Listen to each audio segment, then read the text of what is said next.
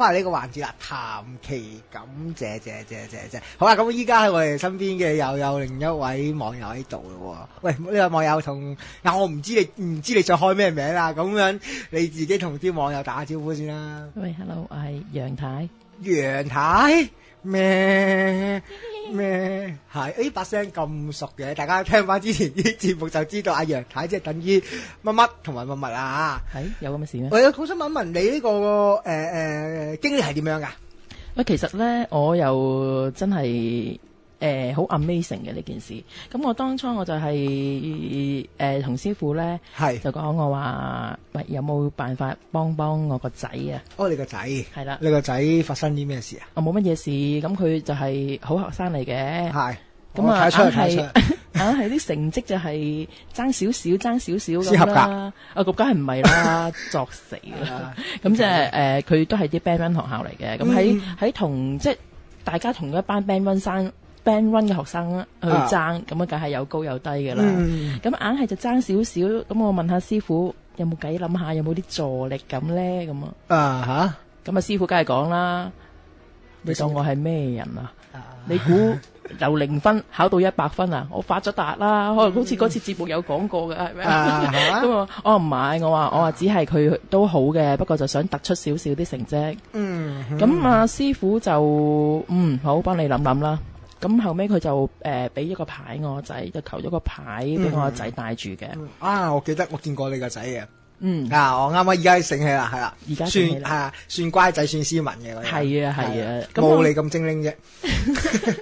啱啱見啫。OK。咁跟住其實如是者個牌一路戴住都係冇乜嘢嘅。咁佢自己都好似佢又對個牌好似好朋友咁樣嘅喎。咁會我帶住你啦，咁樣翻到屋企好好笑。要咁樣。係啊，佢好好朋友咁樣啊。咁我如是者咁我就冇乜點理佢。咁當然佢仍然係要繼續讀書啦，唔通攞咗個牌你就坐喺度唔喐，俾個第一你咩？咁好啦，咁咧有一次我就唔喺香港嘅，係去下旅行，突然間噩耗就嚟啦，打返嚟媽咪啊，咩事啊？你可唔可以依家唔係佢去 WhatsApp 我，可唔可以依家打俾我？我心諗以為佢做乜咁掛住我嘅個仔，唔係，我以為佢做乜咁掛住我啫，即係 warm 啊我咁。呢日想你咁打去俾佢啦，佢一路同我講緊笑噶喎。即係冇事嘅咁樣。係啦，佢試探緊你嘅心情啫。係真係醒啊，係啊。咁佢就喺度講，呢次大鑊啦！我點啊？咩大鑊啊？仲大鑊過以前任何一鑊吓？我話即係咩啊？今次要記過啊！Band One 學校喎，係啊，佢哋記過好大件事噶喎，冇錯，係好大件事。我直情係成個心情跌咗落嚟啦。咁佢一路同佢講嘛，咩事？咁佢一路同我講咁嘅情況。你唔好出街啊！呢啲係啊，內容就唔好講啦，費事啊！咁我翻到嚟，咁冇辦法啦。咁事情發生咗啦，我都要翻到嚟香港先處理噶啦。我嗰時你未翻嚟嘅？未翻嚟啊！咁啊，成半個旅程都已經喊晒口噶啦我。咁跟住翻到嚟香港，咁啊，梗係第一件事打俾班主任拆啦，俾人問清楚咩情況先。咁啊，班主任同我講，同阿仔同我講都係差唔多噶啦。你講到有震噶嘛？係啊，好驚我都其實。咁好啦，班主任拆完，佢初時就話學校都未決定點做。咁有消息就再通知我哋啦，咁樣。跟住就訓導打嚟啦，訓導再打嚟同我講嘅時候咧，就話咁嘅情況。其實學校應該好大機會都記過噶啦。即係其實佢打得嚟同我講，即已經有90% 嘅啦。不過即係俾個心理準備我，叫我翻去收信嘅啫。OK。咁啊點啊？咁啊唯有就係咁喺呢段期間揾人啦，揾人幫手啦。我自己係嗌校長啊，嗌訓導啊，又揾啲睇下有冇啲識你知朝中有人好辦事嘅啦，有時嘅嘢。OK。咁睇下翻學校講啦。咁始終校方都同我講話，真係冇辦法。因為我都要同其他家長交代嘅。你呢件事發生咗，我冇可能係優待你個仔或者點樣嘅。我除非可能大家都唔知呢件事，但係呢件事全校都通咗天啦，或者神蹟我都希望當初咁我第一件事唔好啊，撐唔掂啊，揾師傅啊。得你真係。我唔係啊，阿師傅話安慰我咯，係咁噶啦，細路仔。咁我都咁有冇辦法啊？你唔好擔心啦。佢就係咁同我講，我當時真係咁點啊？即係唔好擔心。係啊，師傅成日都咁噶，講佢同我哋講都係，哎呀，得噶啦，得噶啦。係啊，佢又唔會話好老定㗎，師傅，做，好老定㗎。叫我唔好擔心，大佬我係阿媽，點唔擔心啊？而家大件事啦。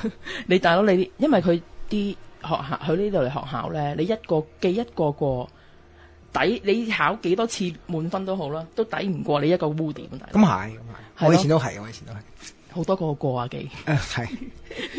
咁咧，其實就師傅我都一路同阿師傅聯絡住嘅。咁佢無論我點講都好，我真係嗌阿師傅點啊？有冇方法？佢都話你唔好擔心，有多件事行啦。咁我話唔擔心就假嘅。咁啊喺屋企一路坐喺度震啦。咁點不知有一日，阿仔放學就同我講啦，即刻打電話翻嚟同我講話，媽咪講個好消息俾你聽啊！咁我初我以為我哋調翻轉，我以為係考試好高分啊，唔係啊！校長同我哋講話唔使記過啦。唔係啊嘛，我冇可能噶，我搵人講又講過，自己講又講過。都話要發生嘅喎呢件事。咁佢就話係啊，佢學校話俾一次機會我。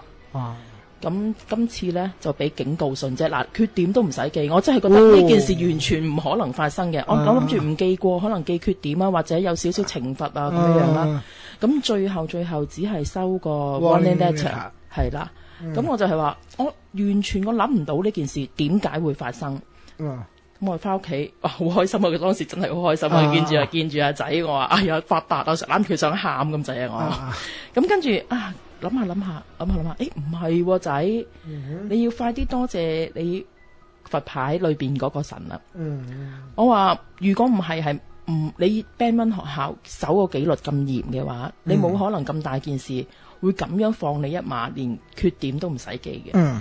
咁我就即刻打俾師傅啦。我話師傅，我冇辦法，即刻要立即要同你講。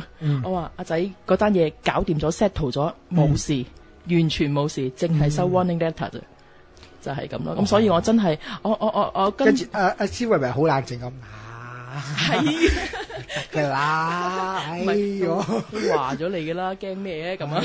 有啲咩未見過啊？我幫你唔出聲嘅咁。係啊，好好笑。咁我即刻要上嚟多謝師傅啊！咁跟住我上一集聽到，有多謝環節，即刻報名，我一定要上嚟講，唔可以唔講。親身經歷啊！係啊，你好神奇嘅嘢。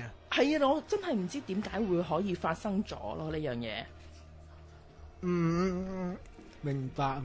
咁係啦，我真係今次我真係要好多謝師傅咯，即係我呢個係關乎到我個仔嘅前程啊！呢一個污點係幾嚴重啊！係咯，好過。唔係因為咧，其實咧，我係講緊，尤其啲 Band 1啲學校咧，佢3個缺點就1個小過，3個小過就1個大過。佢今次呢個未必係小過。係噶啦，3個大過就踢出校噶啦。係啦，因為我嗰年半年已經領咗2個大過噶啦。同埋如果你一路你要考上去嘅話，人哋睇到你個成績表有一點黑咗咧，就已經你個成績點好都冇用噶啦。因為佢 mark 落成績表度噶嘛，係啊，mark 成績表度噶嘛。你Form 3嗰年咁，係啦，就已經知道你呢個人好極有限，好打有限啊咁啊。係，所以其實我有之前都同大家講，其實有時咧，阿師傅除咗幫人改運啊、轉運啊嗰啲之外咧，其實呢啲都照顧得到嘅，其實都 OK。係啊，即係完全諗唔到佢，因為佢點解佢淨係叫我放心啦，唔好諗啦，唔好諗點得，點知就係咁樣個好運就嚟咗啦。真開心啊！喂，咁好啦，喂，今集多謝。哎呀，阿楊太係嘛？係啊咩？楊太係啊咩？我好驚咧講錯讀錯你嗰啲乜名，大家知啊，係啦。冇錯。好，多謝楊太啦。喂，咁之後睇下阿仔成績方面係啦。我會希望有機會再上嚟。係啊，之後再捉你上去其他嘢啦，好嘛？OK，好啊。如果對本節目有任何意見，歡迎電郵到洪師傅星光頻道，電郵地址係 master 熊仔@yahoo.com.hk